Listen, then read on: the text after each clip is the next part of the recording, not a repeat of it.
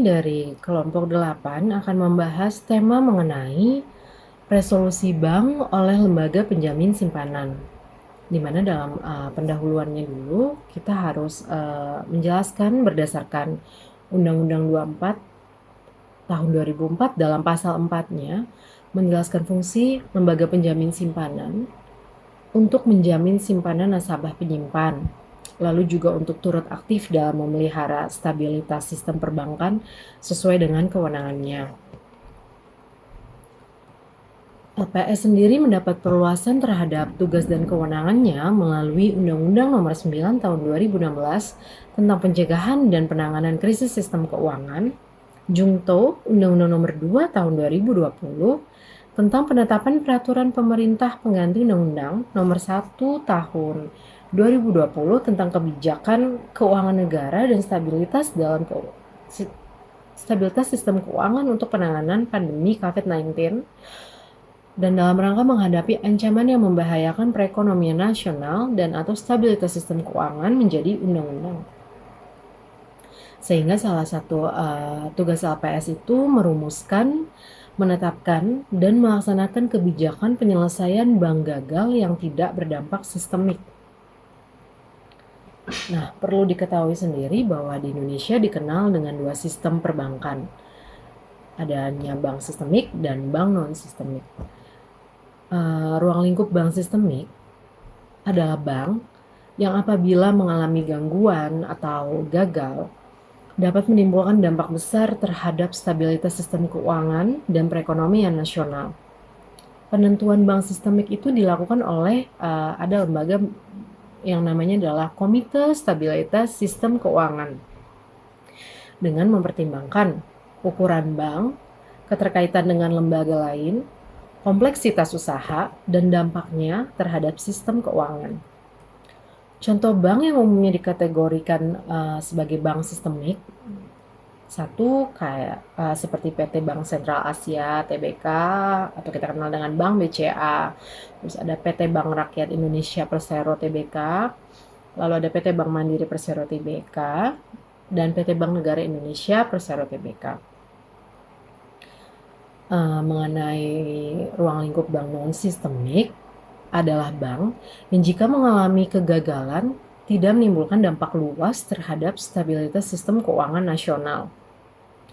Biasanya ukuran asetnya lebih kecil, lalu keterkaitan dengan sistem keuangan tidak terlalu besar, dampak kegagalannya juga lebih terbatas. Namun tetap diawasi oleh otoritas jasa keuangan dan simpanan nasabah tetap dijamin oleh LPS sesuai syarat penjaminan. Contohnya adalah bank perkreditan rakyat. Jadi secara sederhana, bank sistemik itu too big to fail karena berdampak luas, sedangkan bank non-sistemik dampaknya lebih terbatas jika gagal. Penyelesaian bank gagal tidak berdampak sistemik. Lembaga penjamin simpanan menerangkan bahwa salah satu tugas LPS ialah untuk melakukan perumusan, penetapan, serta melaksanakan kebijakan penyelesaian bank gagal yang kita kenal bank resolution atau resolusi bank. Ini tuh untuk bank yang terkategori tidak berdampak sistemik. Klasifikasi bank tidak berdampak sistemik ialah bank-bank yang tidak masuk dalam kategori bank sistemik sebagaimana ditentukan dalam Undang-Undang Nomor 9 Tahun 2016 tentang pencegahan dan penanganan krisis sistem keuangan. Awalnya istilah bank sistemik dan bank non-sistemik tidak dijelaskan definisinya dalam undang-undang maupun peraturan turunannya. Tetapi klasifikasi bank-bank ini dilihat dari bagaimana kekuatan superioritas serta pengaruh bank tersebut terhadap pembangunan ekonomi suatu negara. LPS menerangkan bahwa nantinya tuh akan memberikan akan menerima pemberitahuan dari OJK mengenai bank dengan kategori bank bermasalah serta sedang dalam upaya penyehatan. Jadi penyelesaian bank gagal non-sistemik oleh OJK dan KSSK itu menyerahkan penyelesaiannya kepada LPS. Penyelesaian bank gagal yang tidak berdampak sistemik dilakukan melalui 2 skim, yaitu melakukan penyelamatan dan tidak melakukan penyelamatan. Nanti akan kita bahas opsi penyelamatan itu seperti apa dan opsi tidak melakukan penyelamatan itu seperti apa. Lembaga penjamin simpanan melakukan penyelesaian bank selain bank sistemik yang mengalami permasalahan solvabilitas itu dengan cara bisa satu, mengalihkan sebagian atau seluruh aset atau kewajiban bank selain bank sistemik kepada bank penerima. Yang kedua, mengalihkan sebagian atau seluruh aset dan atau kewajiban bank selain bank sistemik kepada bank perantara. Yang ketiga, melakukan penyertaan modal sementara kepada bank selain bank sistemik. Jadi, untuk 3 opsi yang telah disebutkan di atas itu termasuk opsi penyelamatan. Sedangkan untuk opsi jika tidak ingin diselamatkan, dengan melakukan likuidasi bank selain bank sistemik. Salah satu pertimbangan yang diambil ialah melalui perkiraan biaya penyelesaian yang paling rendah. Ada beberapa tambahan prasyarat yang dilakukan untuk opsi penyertaan modal sementara dengan perkiraan biaya penyelesaian bank selain bank sistemik dengan cara penyertaan modal sementara secara signifikan itu lebih rendah dari perkiraan biaya penyelesaian bank selain bank sistemik dengan cara likuidasi.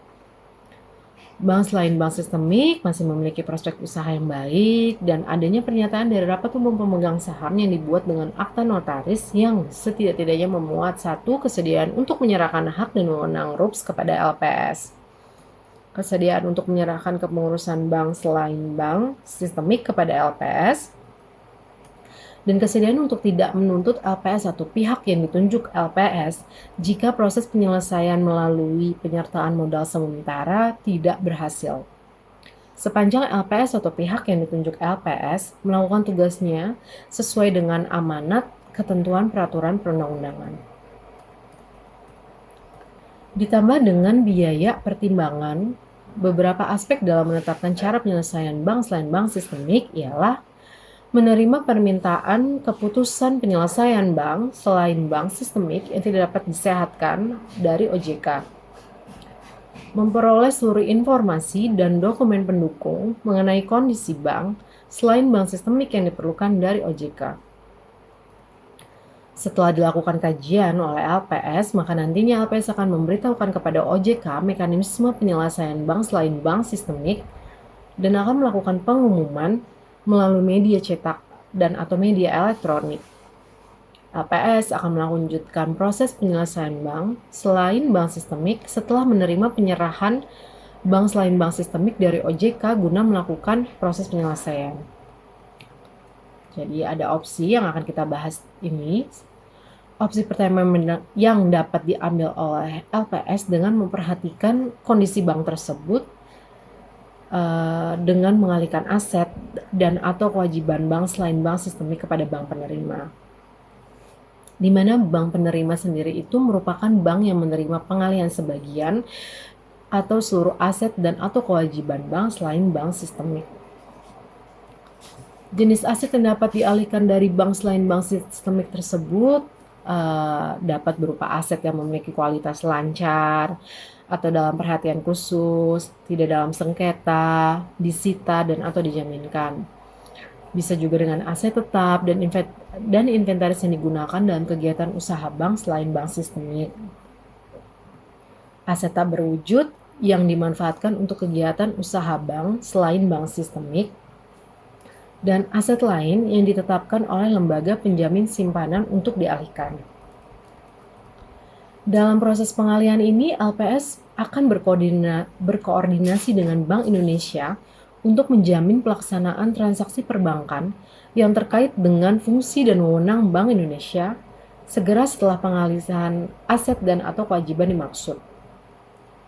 Setelahnya, LPS akan meminta OJK untuk melakukan pencabutan izin usaha bank selain bank sistemik yang telah dialihkan sebagian atau seluruh aset dan atau kewajibannya kepada bank penerima.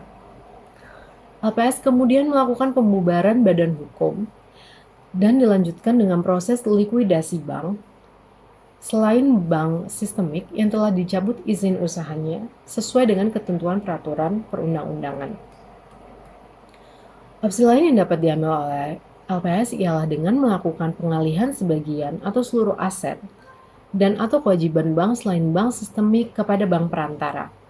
Dengan opsi ini, maka LPS dapat mendirikan satu atau lebih bank perantara. Bank perantara yang dapat didirikan dan dimiliki oleh LPS ini memiliki dua tahap, yakni satu, persetujuan prinsip untuk melakukan persiapan pendirian bank perantara.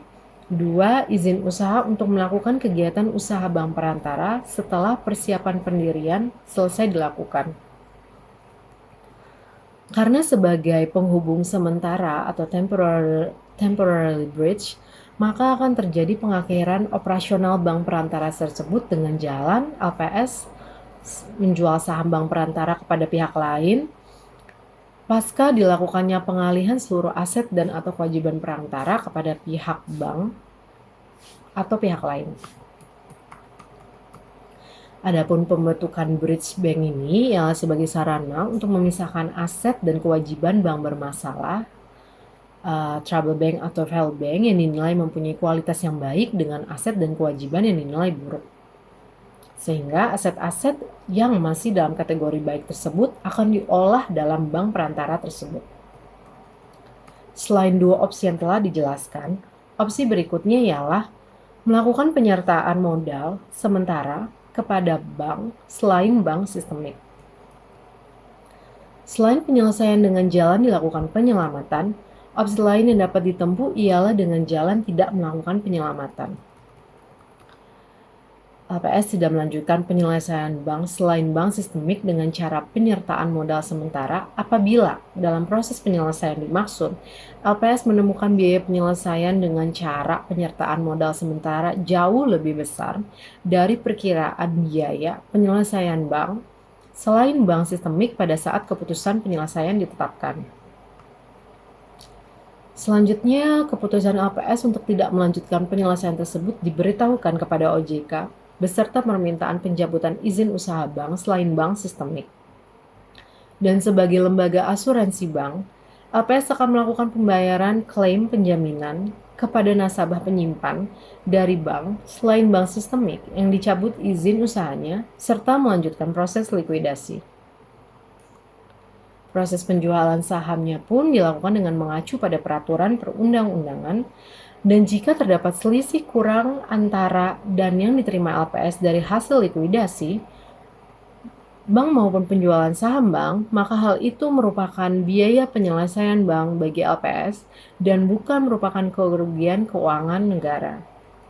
Namun, jika terdapat selisih lebih, maka masuk dalam aset kekayaan atau penambahan kekayaan LPS. Untuk selanjutnya akan disambung oleh teman saya. Baik, untuk bagian selanjutnya terkait penanganan bank gagal yang berdampak sistematik. Terdapat dua jenis kategorisasi terhadap efek kegagalan tersebut, yakni bank sistemik dan bank non-sistemik. Terkait bank sistemik merupakan bank yang ukuran aset, modal, serta kewajiban, luas jaringan atau kompleksitas transaksi atas jasa perbankan serta keterkaitan dengan sektor keuangan lain dapat mengakibatkan gagalnya sebagian atau keseluruhan bank lain atau sektor jasa keuangan baik secara operasional maupun finansial jika bank tersebut mengalami gangguan atau gagal. Karena frasa yang dipakai untuk bank sistemik ialah penanganan, sehingga bank sistemik yang mengalami permasalahan solvabilitas harus diselamatkan tanpa dicabut izin usaha sampai terjadinya likuidasi. Tiga opsi yang akan diambil oleh LPS terkait penanganan bank sistemik yang mengalami permasalahan solvabilitas ialah yang pertama, melakukan pengalihan sebagian atau seluruh aset dan kewajiban bank sistemik kepada bank penerima. Kemudian, B. Melakukan pengalihan terhadap sebagian atau seluruh aset atau kewajiban bank sistemik kepada bank perantara, atau melakukan penyertaan modal sementara pada bank sistemik. Opsi pertama, yakni diambil ialah pengalihan sebagian atau seluruh aset atau kewajiban bank sistemik kepada bank penerima. Kemudian ada opsi kedua, yaitu diambil ialah pengalihan atau sebagian seluruh aset dan atau kewajiban bank sistemik kepada bank perantara. Kemudian ada opsi yang ketiga, yaitu penyertaan modal sementara kepada bank sistemik. Penyertaan modal sementara ini pun dilakukan dengan dua jalan. Yang pertama dengan mengikut sertakan pemegang saham atau tanpa mengikut sertakan pemegang saham.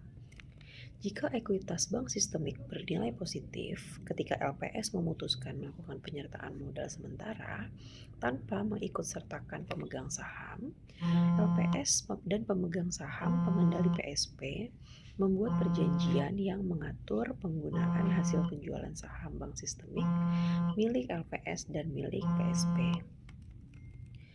Jika ekuitas bank sistemik bernilai 0 atau negatif ketika LPS memutuskan melakukan penyertaan modal sementara tanpa diikutsertakannya pemegang saham, maka PSP yang dijual sahamnya oleh LPS tidak lagi memiliki hak atas hasil penjualan saham atau divestasi bank yang sistemik tersebut. Baik, selanjutnya, jika ekuitas bank sistemik bernilai 0 atau negatif, LPS akan melakukan penyertaan modal sementara tanpa diikutsertakannya pemegang saham. Maka PSP yang dijualkan sahamnya tersebut tidak lagi memiliki hak atas hasil penjualan atau yang disebut divestasi itu tadi. Namun, jika bank sistemik yang dalam penanganannya ini tersebut adalah LPS, maka mengalami penurunan kondisi dalam bidang keuangannya sampai mendekati batas minimum dari KPMM sesuai dengan peraturan perundang-undangan tersebut dalam bidang perbankan, maka LPS akan meminta diselenggarakannya rapat KSKK. Hal tersebut dilakukan untuk membahas dan menetapkan langkah penanganan selanjutnya. Kemudian, dalam hal tersebut juga ditegaskan bahwa ada periode-periode tertentu di mana OJK akan melakukan koordinasi dengan BI dalam rangka pemuktahiran sistemik secara berkala sekali dalam kurun waktu 6 bulan dan kemudian akan disampaikan hasil penetapan dan pemuktahiran bank sistemik kepada KSKK. Hal ini dilakukan dalam rangka mengantisipasi secara dini bagaimana perilaku dan kondisi kesehatan bank, apalagi dalam masa-masa yang tidak pernah terfikir, seperti ada pandemi, bencana alam, dan juga perang.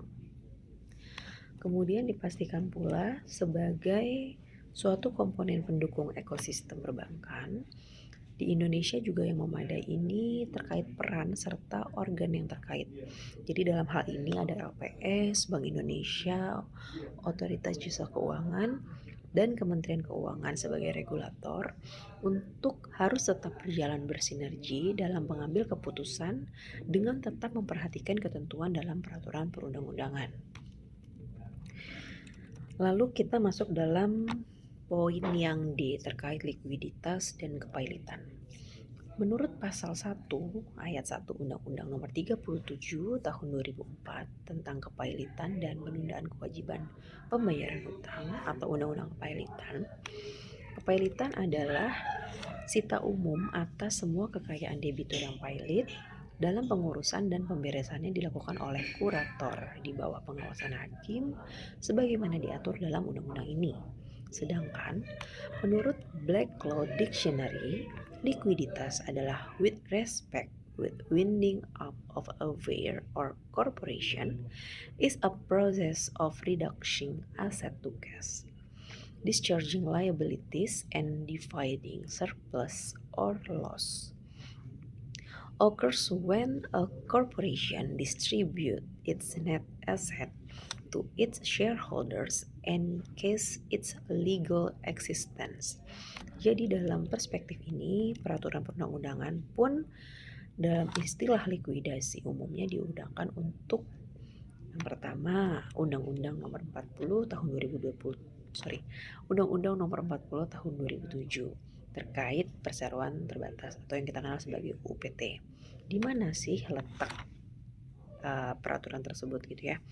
Di sini dalam bab tentang pembubaran likuidasi dan berakhirnya status badan hukum perseroan pasal 142 sampai 152. Dalam UU PT, likuidasi dilakukan sehubungan dengan pembubaran perseroan yang terjadi karena sebab yang diatur dalam pasal 142 ayat 1. Kemudian salah satu penyebab terjadinya pembubaran perseroan adalah karena harta pilot, di mana perseroan yang telah dinyatakan pilot berada dalam keadaan insolvensi yang sebagaimana diatur dalam Undang-Undang Kepailitan pasal 142 ayat 1 huruf E, yang selanjutnya dalam pasal 143 ayat 1 diatur bahwa pembubaran perseroan tidak mengakibatkan perseroan tersebut hilang dan sampai terjadinya selesai likuidasi atau pertanggungjawaban likuidator yang diterima oleh RUPS atau pengadilan. Dalam hal ini, penjelasan pasal 143 ayat 1 ditegaskan bahwa pernyataan pilot tidak mengubah status perseroan yang telah dibubarkan oleh dan karena itu perseroan harus dilikuidasi. Kemudian kita masuk dalam pasal selanjutnya terkait peraturan pemerintah nomor 25 tahun 1999 tentang pencabutan izin usaha atau pembubaran dan likuidasi bank. Dalam pasal 1 angka 4 menyebutkan bahwa likuidasi bank adalah tindakan penyelesaian seluruh hak dan kewajiban terkait akibat pencabutan izin usaha dan pembubaran badan hukum bank. Sehingga dapat kita tegaskan bahwa likuidasi itu dilakukan dalam rangka pembubaran badan hukum, sedangkan kepailitan tidak dilakukan dalam rangka pembubaran badan hukum dan tidak berakibat pada bubarnya badan hukum yang dipailitkan tersebut. Nah, dalam hal ini berkaitan dengan operasionalitas perbankan, proses likuidasi itu dilakukan dengan berpedoman pada lembaga peraturan penjamin simpanan atau yang kita kenal dengan LPS itu tadi. Dan hal tersebut diatur jelas dalam peraturan LPS nomor 1 garing LPS garing 2011 tentang likuidasi perbankan. Kemudian likuidasi merupakan suatu proses kelanjutan dari tindakan untuk pencabutan izin usaha perbankan yang dilakukan oleh LPS. Dengan dilakukannya pengambilan alihan hak dan kewenangan dalam LPS, maka LPS segera memutuskan hal-hal sebagai berikut. Yang pertama, pembubaran badan hukum. Yang kedua, pembentukan tim likuidasi. Yang ketiga, penetapan status bank sebagai bank dalam likuidasi atau BDL. Kemudian yang keempat, penonaktifkan seluruh direksi dan komisaris dengan tenggat yang ditentukan oleh pelaksana likuidasi bank oleh tim likuidasi ialah 2 tahun sejak tanggal pembentukan tim likuidasi. Jadi dalam hal ini, proses likuidasi akan berakhir jika dipenuhi hal-hal tersebut. Yang pertama, seluruh kewajiban perbankan dalam likuidasi telah dibayarkan. Yang kedua, tidak ada lagi aset atau potensi pencairan aset yang dapat digunakan untuk membayar kewajiban dan atau berakhir jangka pada waktu pelaksanaan likuidasi yakni 2 tahun. Untuk selanjutnya, dengan dilakukannya pengambilan alih hak dan kewenangan dalam RUPS, proses likuidasi akan berakhir jika dipenuhinya hal-hal sebagai berikut. Yang pertama, seluruh kewajiban dalam bank tersebut telah dibayarkan, yang kemudian tidak ada lagi aset atau potensi pencairan aset yang dapat digunakan untuk membayar kewajiban dan atau berakhir jangka waktu pada pelaksanaan likuidasi yaitu selama 2 tahun. Jadi bisa kita simpulkan bahwa salah satu fungsi LPS berdasarkan Undang-Undang Nomor 24 Tahun 2004 tentang lembaga penjamin simpanan ialah untuk memelihara stabilitas sistem perbankan sesuai dengan kewenangannya. Salah satu tugas tersebut ialah dengan melakukan resolusi perbankan terkait penanganan bank yang gagal yang berdampak sistemik dan penyelesaian bank gagal yang tidak berdampak sistemik. Undang-Undang LPS ini kemudian dilengkapi dengan Peraturan LPS Nomor 2 Tahun 2017 tentang penyelesaian bank sistemik yang mengalami permasalahan solvabilitas dan Peraturan LPS Nomor 6 Tahun 2017 tentang penanganan bank sistemik yang mengalami permasalahan solvabilitas. Selain itu, peraturan LPS tersebut juga terdampak juga untuk Undang-Undang Nomor 9 Tahun 2016 tentang pencegahan dan penanganan krisis sistem keuangan.